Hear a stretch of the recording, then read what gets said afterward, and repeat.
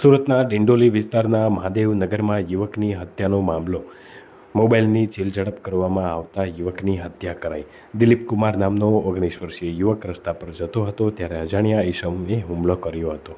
અજાણ્યો ઈસમ મોબાઈલ ઝૂંટવવા જતાં દિલીપે વિરોધ કરતા તેમણે ચપ્પુ માર્યું અને યુવકનું ઘટના સ્થળે જ મોત નીપજ્યું.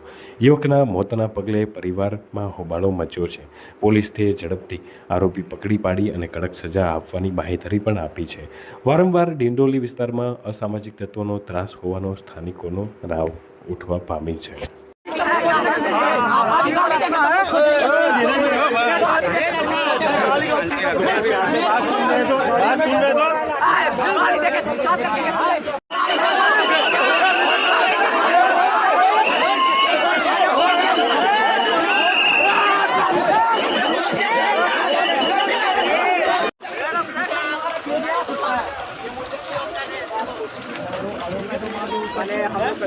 उसको भी